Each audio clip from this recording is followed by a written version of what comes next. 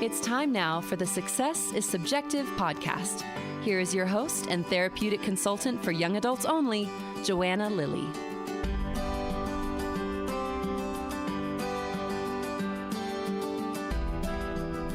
Hi, and welcome to the show. Today, my guest is Todd Weatherly.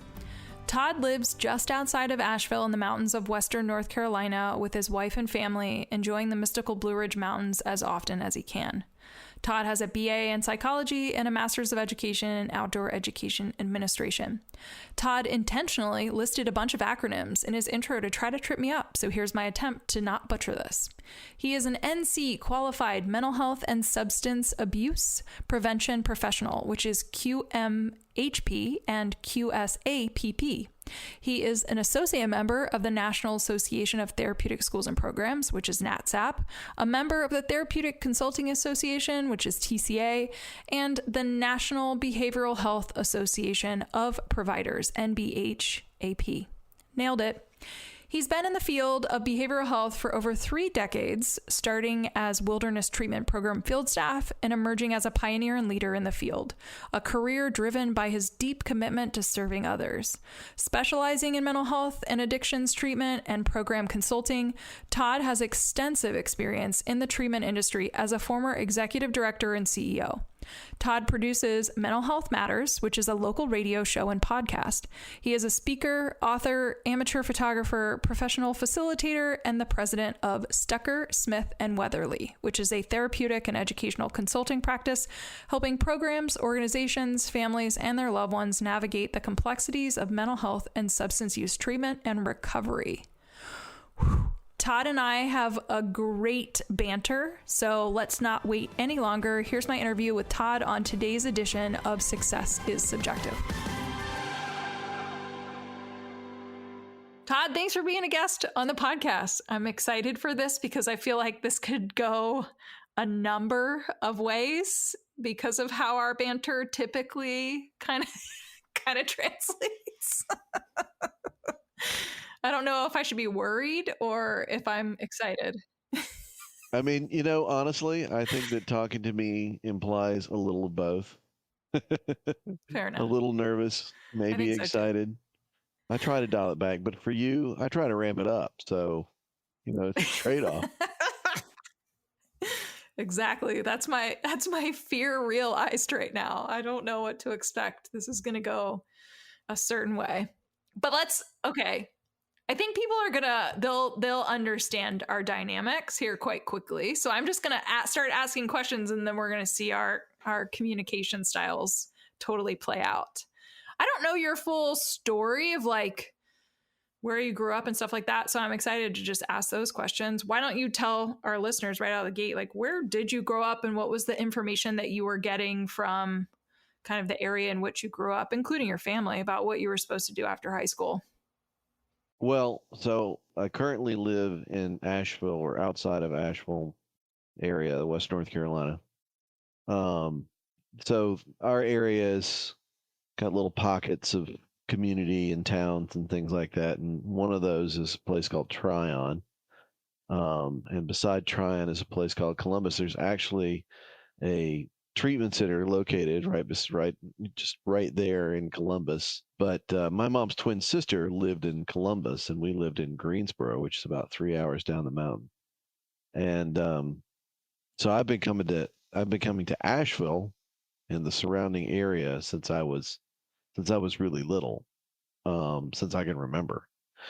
So I've always been fairly connected to this area and ended up here after some travels in some places. But growing up, my father was always like, you go to college after high school. And I didn't, no gap year. I took the summer, I worked, and then I started my first year in college, right after I graduated from high school.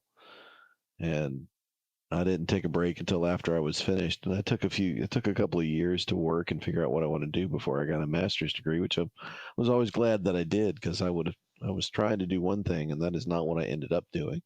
And both of my kids, I'm a big supporter now of the gap year. Don't do nothing during the gap year, but take the gap year, get some grounding, earn some money, figure out what you want to do, make some decisions, and, make a plan like that. It's worked out for my oldest, and I think it's going to work out well for my youngest as well, who's going to turn 18 this summer. So anyway, that was a That roundabout. sounds Yeah, exciting. Yeah. it was a roundabout way. And the funny thing is, my dad passed away many years ago, 20 some odd years ago. But my mom lives in the area. So does my brother, my wife's sister, and her family. So we're still surrounded by family. So, which is kind of cool. Yeah. Well, you're jumping right out of the gate saying it sounds like in hindsight, although your experience was go to college straight after high school, the advice you're giving and almost maybe like a reflection for yourself was if I could have taken a gap year, I would have. If that was something that was encouraged or supported, maybe you would have done that. Maybe. Am I understanding that? Well, they were different times though. And I think that there's, we were the last generation on which what is now a myth that you need a college education in order to do anything was spent. We generation before us, I think that was probably true. If you wanted to make any money, you want to have a good job, you want to do those things, college education was kind of the direction to take. And that might have been very true for most of the folks that did that. By the time it got to us Gen Xers, we got a college degree and we came out with bills. And and jobs that weren't quite able to pay off all those bills or pay for a living, and the college education didn't stretch as far as we were told it would. And in addition to that, companies didn't keep employees for long term, and retirement, the long term 20-year employee with a retirement at the end and so on, that stuff just started to disappear. So now you've got a very different world. And I don't want to speak out against a college education. I think, my oldest is, very academically gifted and got a direction and got where they want to go and what they want to do. And college education is definitely their way. My youngest, he doesn't feel directed in the same way. And I think he could go 3 or 4 different ways that may or may not include a college education, or at least not at first. My brother-in-law, who's 6 years younger than me. So, a little further into that equation that I was talking about, he didn't get a college degree right away. He didn't get his college degree until he was in his 30s. And it worked out for him.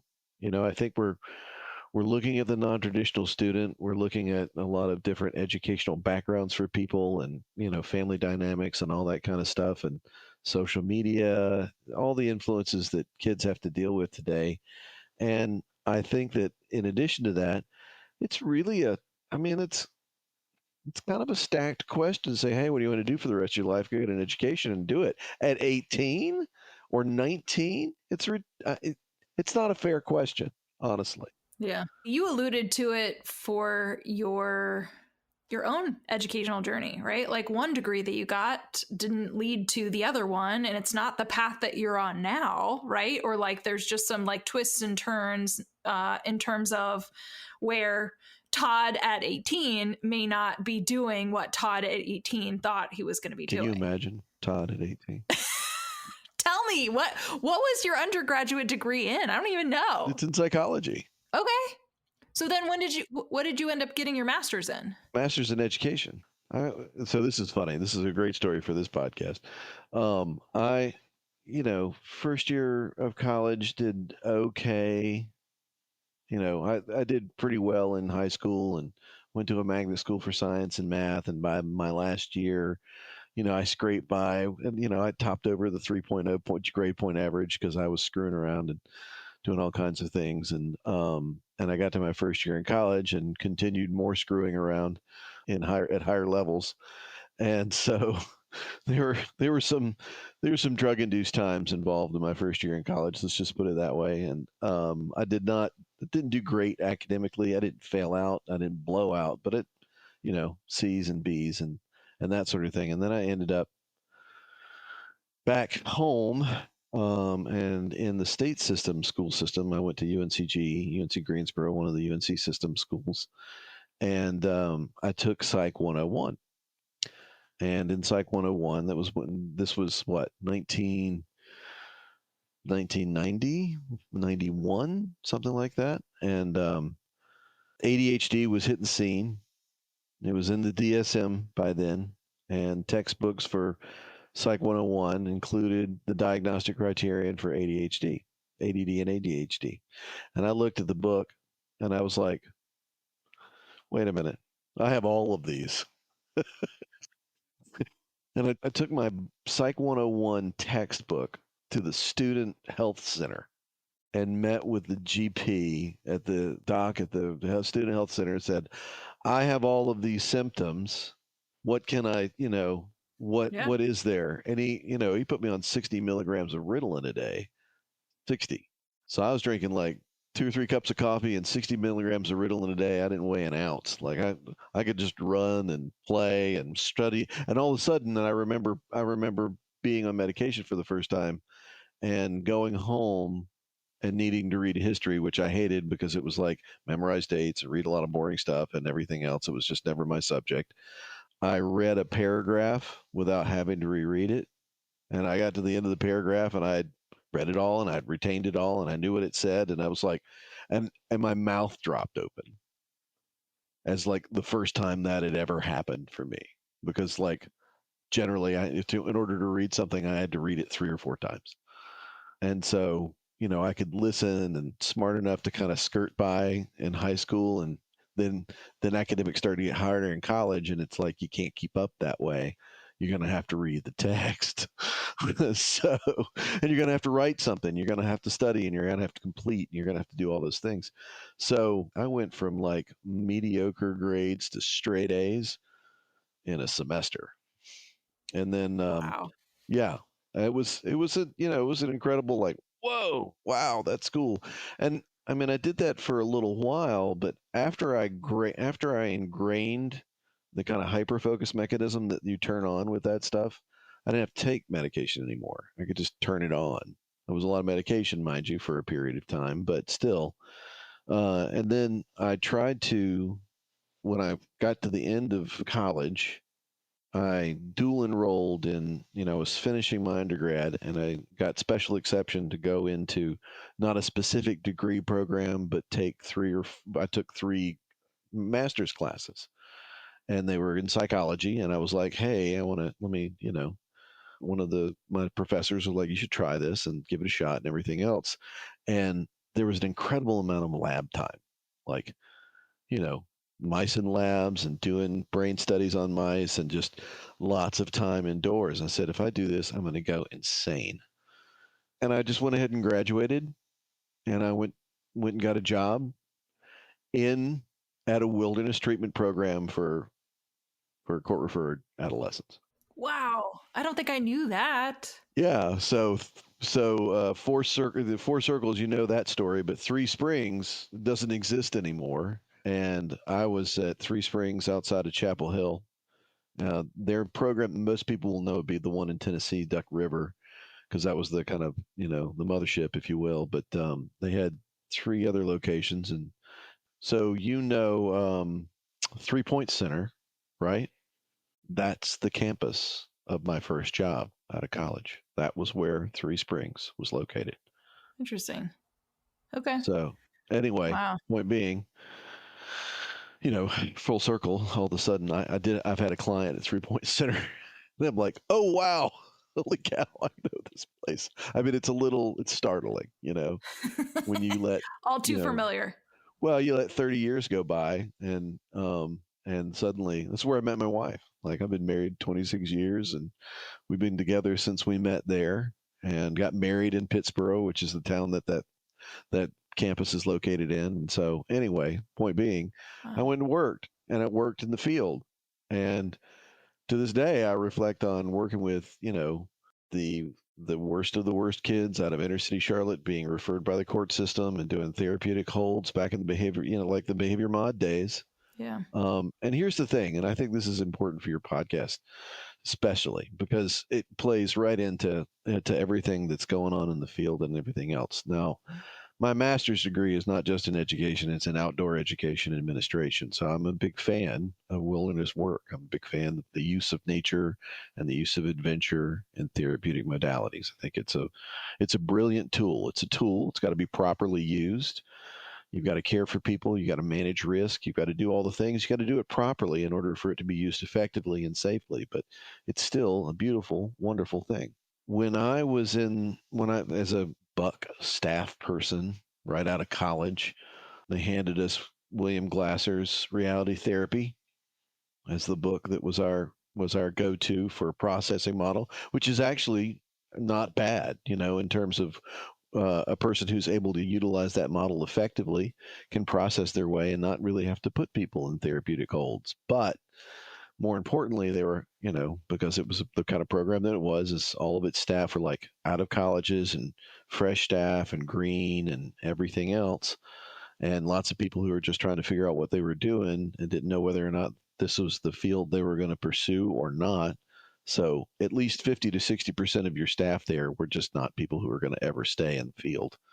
Didn't know what they were doing. Were not particularly well trained because you're rush training people to keep, supervision. It was also during the time when they did not have, staffing ratios were like 1 to 10. I was single covered with 12 kids more than once in my almost 2 years there.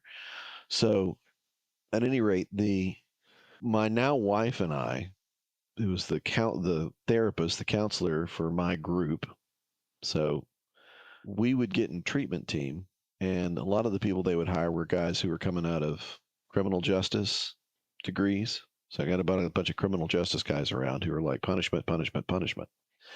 Let's take their food, let's take their privileges, let's strip them down. It's like all the things that we know are terrible things to do as a treatment modality, ultimately. And so my now wife and I would get into treatment team, and there'd be 3 or 4 of these guys in there and the clinical director sitting there and everything else. And if she and I were in the room together, we would shut the entire room down.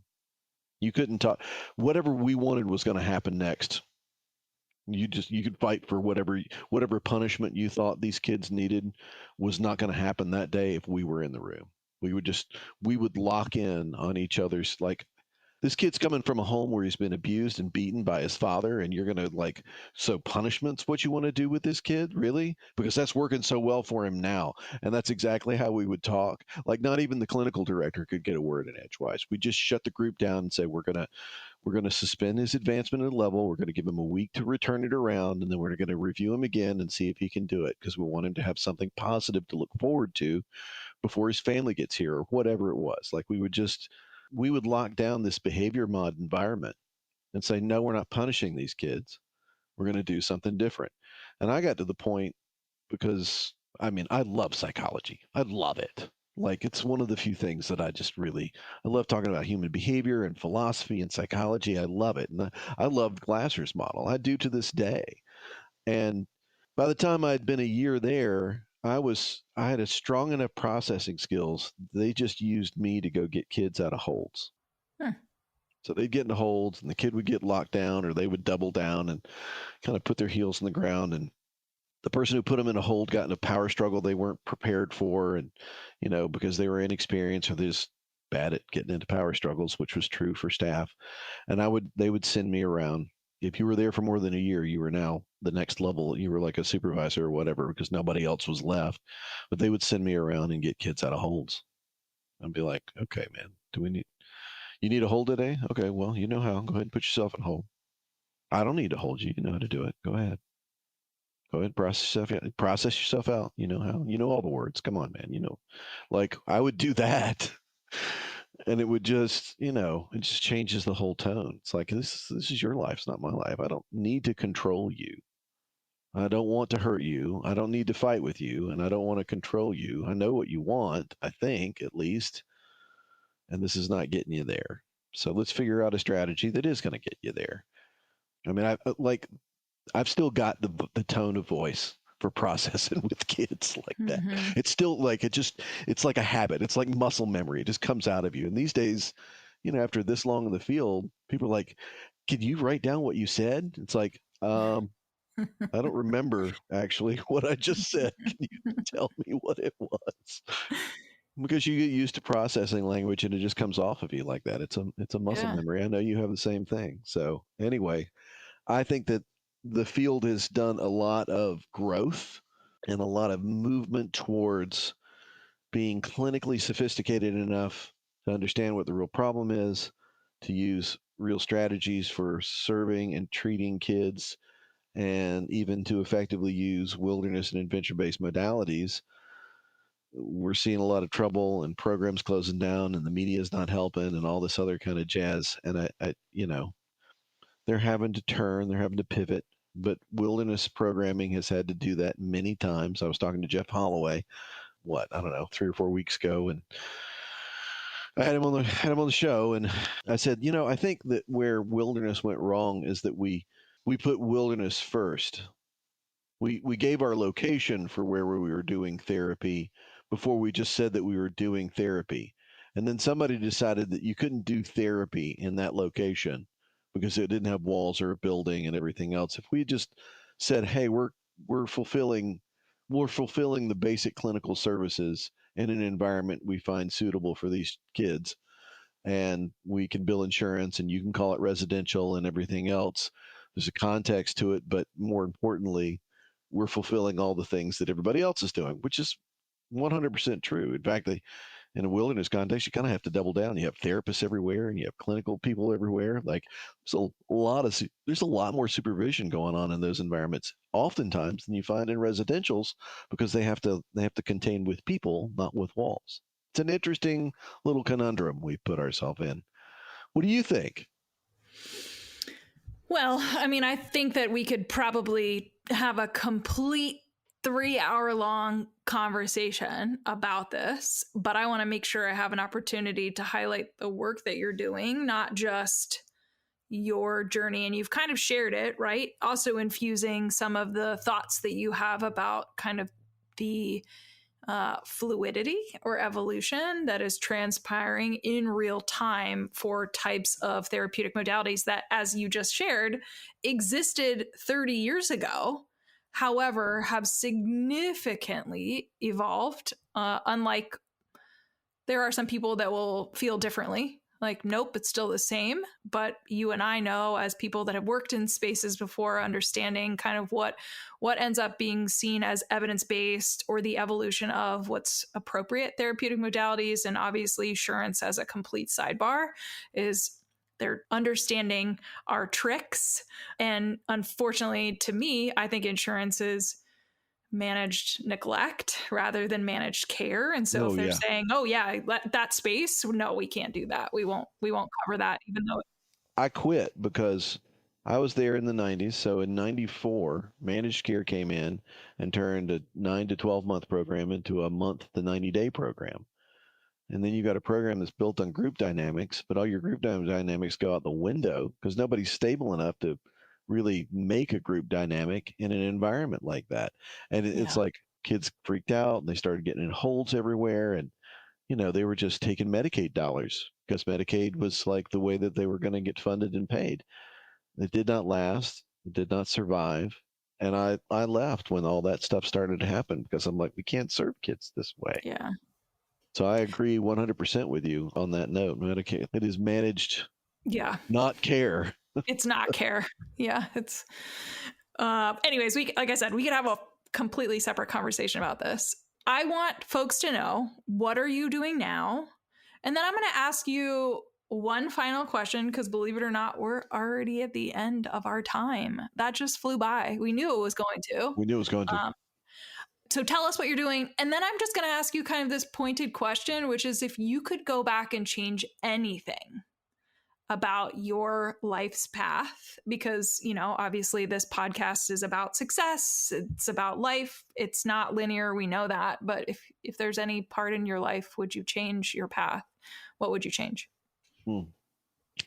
Well, like you, I'm a therapeutic consultant, but I also focus on kind of older adults and complex psychiatric and that kind of stuff. So we got some differences in what we do, but some real similarities. I love you, Joanna, and I think that you're fantastic.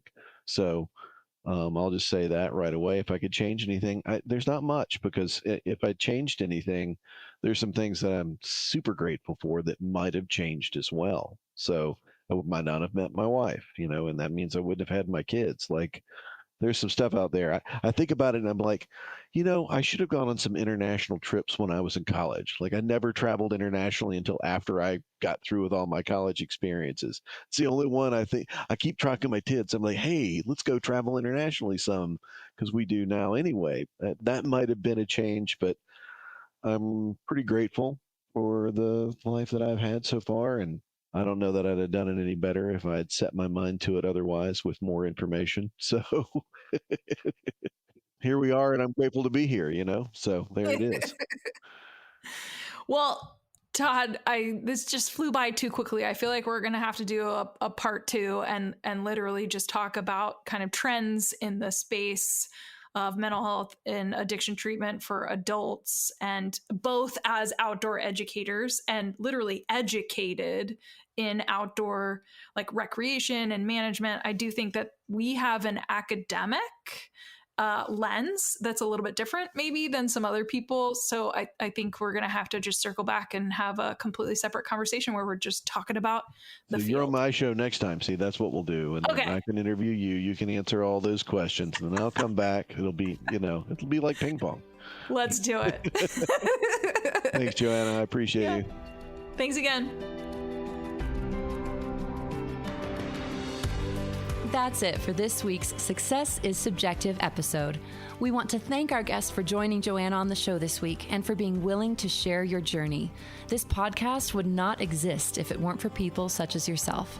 Stay tuned for our next episode, where you can bet it'll be another amazing human sharing their personal story with the world. Make sure you check out the show notes, where you will find contact information, website details, and all social media for our guest.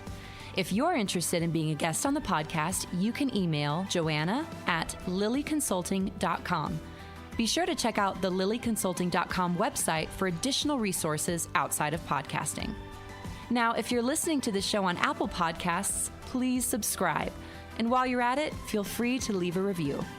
You can also download to listen to the Success is Subjective podcast on other popular podcast apps, such as Audible, Google Podcast, iHeartRadio, Spotify, Stitcher, and TuneIn Radio. Thanks again for listening in, and remember, there is no single path through life. Success is what you make it.